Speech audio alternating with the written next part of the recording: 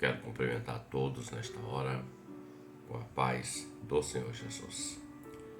Nós vamos meditar no trecho da palavra do Senhor, numa porção do maná de Deus para nossas vidas nesta hora. Nós vamos ler o Evangelho de Lucas, capítulo de número 14, do verso 15 ao verso 24, que declara assim: E ouvindo isso, um dos que estavam com ele à mesa disse-lhe: Bem-aventurado que comer pão no reino de Deus. Porém, ele lhe disse: Um certo homem fez uma grande ceia e convidou a muitos. E à hora da ceia mandou o seu servo dizer aos convidados: Vinde, que já tudo está preparado. E todos a uma começaram a escusar-se. E disse-lhe o primeiro: Comprei um campo e preciso ir vê-lo. Rogo-te que me hajas por escusado. Outro disse: Comprei 5 juntas de bois e vou experimentá-los. Rogo que me hajas por escusado. E o outro disse: Casei e, portanto, não posso ir. E voltando aquele servo, anunciou essas coisas ao seu senhor. Então o pai de família, indignado, disse ao seu servo: Saí depressa pelas ruas e bairros e cidades e traz aqui os pobres, os aleijados, os mancos e os cegos. E disse o servo: Senhor, feito está como mandaste, e ainda há lugar. E disse o Senhor ao servo: Sai pelos caminhos e atalhos e força-os a entrar para que minha casa se encha. E o verso 24 diz assim, encerrando: Porque eu vos digo que nenhum daqueles varões que foram convidados provará a minha ceia. O texto da epígrafe na palavra na Bíblia Sagrada fala da grande ceia, um convite que foi feito às pessoas para ser participante daquela ceia. Então, nós vamos observar que há algumas rejeições nesse convite, e é sobre isso que nós queremos refletir, estudar um pouco, acrescentar um pouco mais ao nosso entendimento e conhecimento. Nós estamos vivendo um tempo profético, um momento profético da igreja, e a igreja está vivendo seus últimos dias sobre a face da terra. O arrebatamento está muito próximo de acontecer. O evangelho tem sido pregado pelos 4 cantos do mundo. Muitos dão créditos e outros não. Em João, capítulo 1, do 10 ao 13, declara assim: Estava no mundo, e o mundo foi feito por ele, e o mundo não o conheceu. Veio para o que era seu, e os seus não o receberam. Mas a todos quantos o receberam, deu-lhes o poder de serem feitos filhos de Deus, aos que creem no seu nome, os quais não nasceram do sangue, nem da vontade da carne, e nem da vontade do varão, mas de Deus. O texto fala de uma rejeição, a exemplo da parábola de Lucas 14. E essa rejeição foi feita pelo povo hebreu, Israel, no caso, ao próprio Senhor Jesus. Veio para o que era seu, mas os seus não o receberam. Rejeição. Muitos estão ouvindo e dando crédito, e outros não estão ouvindo nem dando crédito, estão rejeitando ao Senhor, ao seu convite para ser participante da ceia. A ceia é um momento único, o grande banquete. É aquele momento onde estará na eternidade o noivo, a noiva, a igreja fiel e verdadeira, a todos quantos foram convidados a participar, como sendo membros do corpo de Cristo, a noiva de Cristo. Nós lemos aqui que o servo, ele sai para convidar. Esse servo tem feito o convite desde os tempos apostólicos, podemos dizer assim. Esse servo nós podemos usar a tipologia e apontar como sendo o Espírito Santo. aquele que convence o homem, né, o mundo, do pecado, da justiça e do juízo. A obra dele é convencer o homem, dizendo: olha, tem um juízo, tem uma justiça que vai acontecer. Ele convence o homem que ele é um pecador e ele precisa do perdão de Deus. Ele precisa aceitar o sangue de Cristo sobre ele para que ele possa ser remido, lavado, purificado e andar no caminho que é Jesus, para ser participante deste grande banquete. Essa passagem de Lucas que lemos, ela fala de 3 tipos de rejeição. Nós podemos observar que ele sai a convidar, a hora da ceia, mandou seu servo dizer aos convidados: vinde, e tudo já está preparado. Ou seja, eu não preciso levar nada, tudo já está preparado. A única coisa que precisamos, o homem, é ouvir e aceitar o convite. Então essa passagem ela fala de 3 tipos de rejeição, 3 tipos de classe de pessoas que rejeitaram aquele convite, um convite muito importante, um convite que vai determinar aonde o homem estará quando ele partir desta vida ou quando vier o arrebatamento da igreja.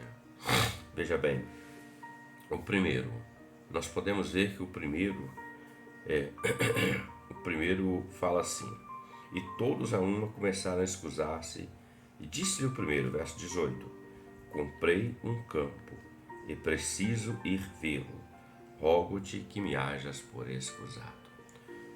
O servo sai para convidar, e o primeiro convite ele faz a um homem, a uma pessoa que diz: eu comprei um campo, e preciso ir vê-lo, rogo-te que me hajas por escusado. Veja que esse primeiro, ele tinha um campo, que ele pedia que para ser tirado daquele convite: olha, eu não vou nesse convite porque eu comprei um campo, eu preciso ir ver esse campo, eu preciso ver aquilo que eu comprei.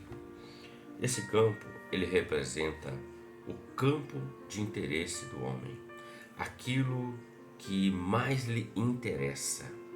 Ou seja, quando se faz o convite para um culto ou para ser participante da igreja, muitos dizem assim: não, ainda não posso, eu tenho que resolver algumas coisas. Ou seja, ele tem um campo de interesse.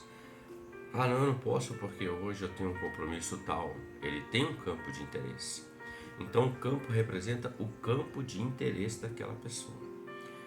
Ela está mais interessada em ver aquilo que é um campo que ela comprou, adquiriu de alguma forma, do que aceitar o convite e ser participante do banquete da ceia do Senhor. Ele diz: importa ver o campo. O campo, ele é tipo do mundo, que tem muitas coisas no mundo que o homem troca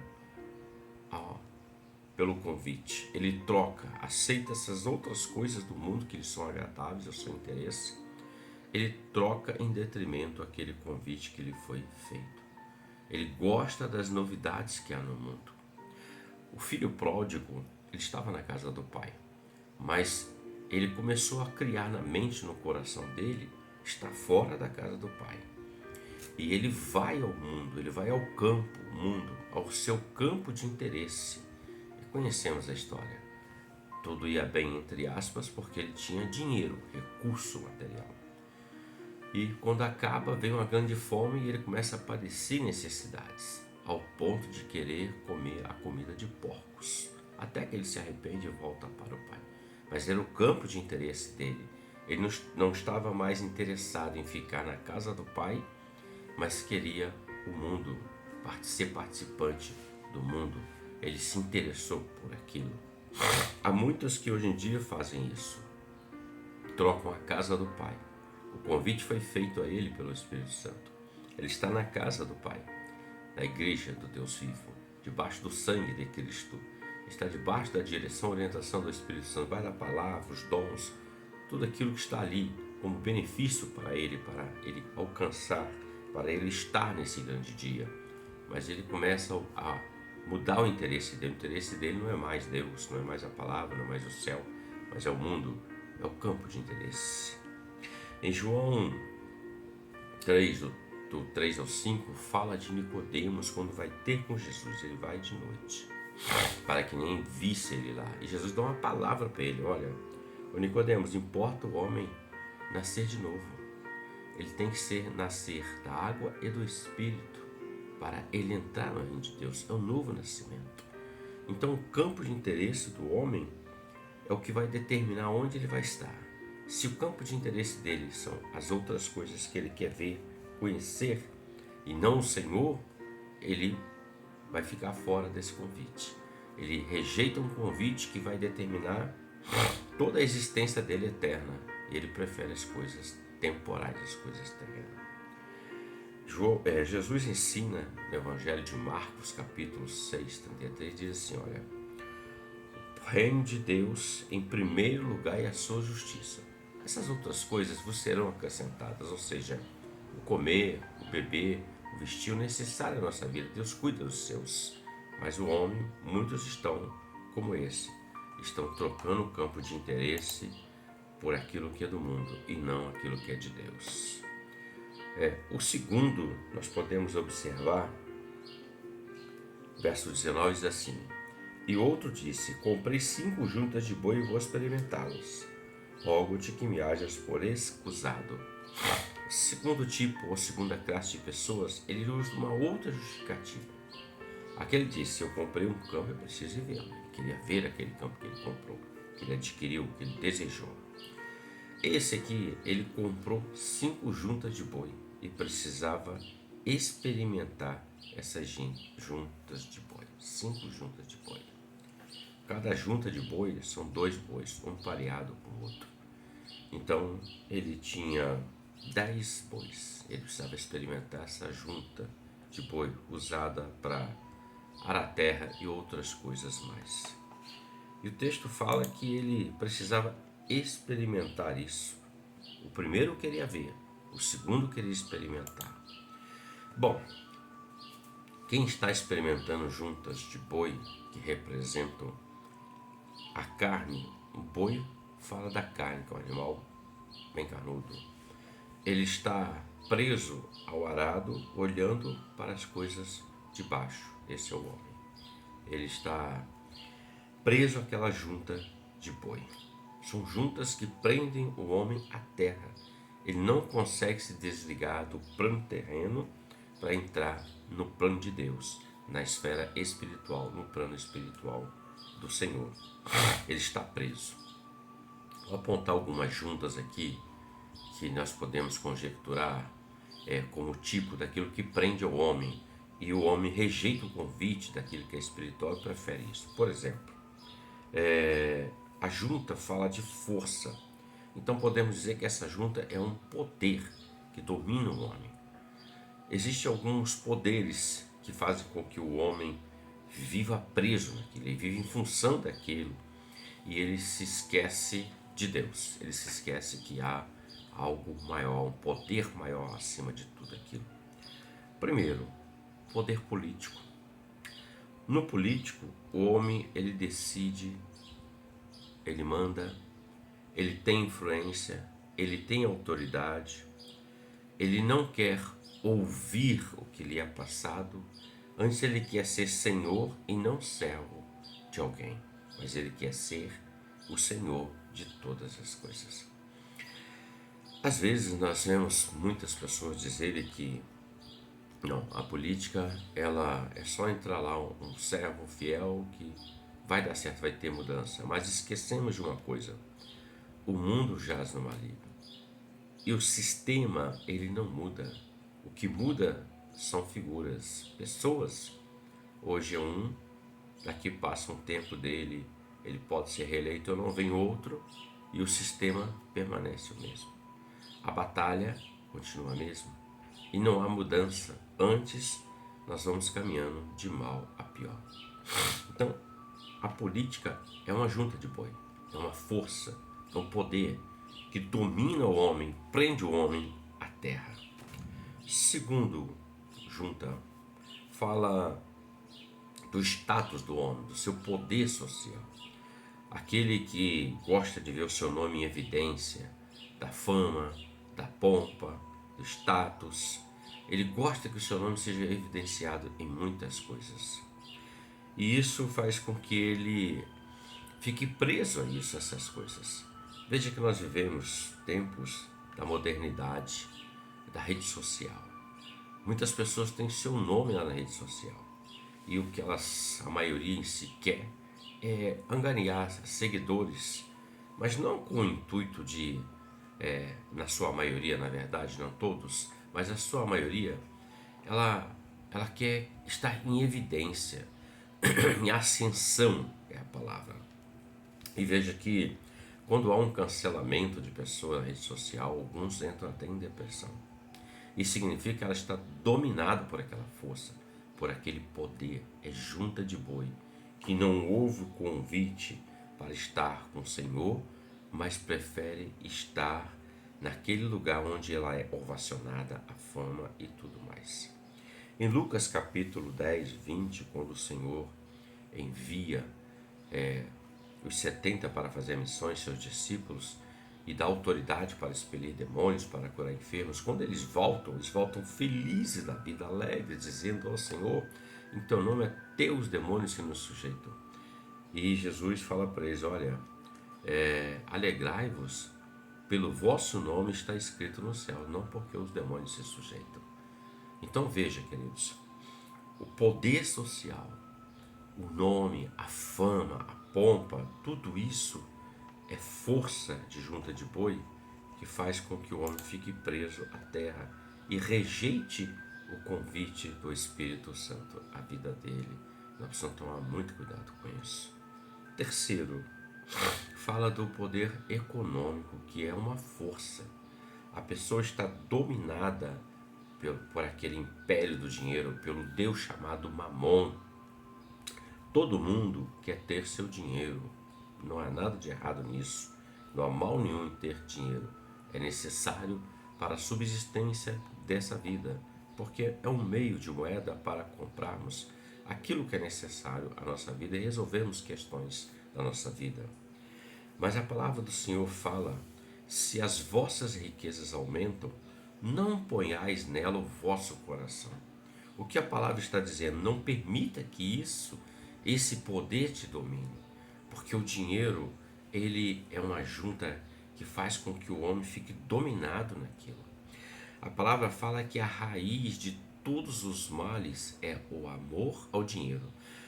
Não estou dizendo o dinheiro, mas é aqueles que amam o dinheiro. Isso é a raiz. Por que há fome no mundo? Por que há tantas desigualdades no mundo? Um mundo onde Deus criou todas as coisas e a terra produz abundantemente. Onde há um crescimento tecnológico, um crescimento na área da agricultura, da medicina, da ciência e tantas outras coisas. Então por que muitas pessoas ainda morrem de fome? Por que muitas pessoas padecem dificuldades na hora que precisa de uma assistência médica, por exemplo? Porque é o amor ao dinheiro. Não é porque falta alimento, não é porque falta o conhecimento, não é porque falta a ciência ou a medicina, é porque o dinheiro ainda é o Deus que está no coração do homem, de muitos. Isso é uma força, é uma junta de boi. E nós precisamos tomar muito cuidado com isso. Porque quando o nosso coração está posto na riqueza, como diz a palavra, nós já deixamos de ser servos de Deus e somos servos daquilo que nos domina. A palavra fala, daquilo que eu sou dominado, eu me torno escravo daquilo. Então eu deixo de ser servo do Senhor e passo a ser servo daquilo que eu sou dominado. Isso vale para o dinheiro e tantas outras coisas também. O jovem rico, quando ele chega diante do Senhor Jesus, ele diz, mestre, o que eu devo fazer para ganhar a vida eterna? E Jesus fala para ele, conhece os mandamentos? Ele pergunta quais? Jesus cita 6 para ele. E ele diz, mas eu tenho guardado isso desde a minha mocidade. E Jesus diz para ele, mas te falta uma coisa. Vende tudo que tens, dá aos pobres e terás um lugar no reino dos céus. E ele foi embora. Ele queria a salvação, mas ele estava dominado por esse poder, por essa força, porque ele possuía muitos bens, era rico. E ele precisava tirar do coração dele aquele Deus chamado Mamon e deixar que o Deus Todo-Poderoso, o Senhor, pelo Espírito Santo, dominasse a vida dele, cuidasse dele, mas ele foi embora. Então, o poder econômico, ele é junta de boi que prende o homem ao chão, à terra. Ele não consegue se desligar para as coisas que são do céu. Quarto poder, fala da cultura, do conhecimento, fala do homem firmar a sua vida no conhecimento. Eles firmam a sua vida no seu conhecimento, na ciência, no seu diploma, no seu status, na sua, entre aspas, sabedoria, na sua inteligência. O Senhor capacita o homem de fato. Ele dá talentos aos homens para que o homem possa progredir nessa vida. Mas quando o homem permite que isso seja maior do que ele já está preso naquilo. Ele está ligado àquela junta de boi e não consegue se desvencilhar, porque ele crê mais naquilo que é o conhecimento dele, a cultura dele, do que aquilo que é as coisas eternas. Veja que há um conflito entre ciência e Deus, porque a ciência é bem racional, mas Deus é o Deus do impossível. Ele quebra toda a racionalidade. Ele faz o paralítico andar, ele ressuscita mortos, o que a medicina, a ciência não tem explicação. Ele dá ordem aos males, os males se retêm. Então não há como explicar essas coisas. Isso é o poder de Deus. É a junta de Deus que quer entrar na vida do homem, o poder dele pelo Espírito Santo. Mas o homem está preso no seu conhecimento e ele não abre mão. Não precisamos de ter um conhecimento terreno para ter a bênção de Deus. Podemos ter a bênção de Deus sem colocar o nosso coração nessas coisas. Mas se nós queremos ser ou crescer nessa vida de alguma forma, que é o trabalhar, até podemos sim, claro, é louvável, mas o nosso coração, a nossa vida, ela tem que estar no Senhor. Nós não podemos estar presos nessas questões. Eu posso ser um cientista, eu posso ser um médico, eu posso ser um juiz, eu posso ser alguém nessa vida diferente, alcançar, conquistar, mas eu não posso perder a minha alma. Não posso. De que adianta o homem ganhar o mundo inteiro e perder a sua alma? Não adianta. O maior bem que nós temos está nos céus, na eternidade. É Deus, é o Senhor Jesus, é a ação do Espírito Santo. Abraão, ele foi um homem riquíssimo, mas o coração de Abraão não estava naquilo que Deus permitia que ele tinha, pela conquista do seu trabalho. Nada disso. O coração dele estava no Senhor.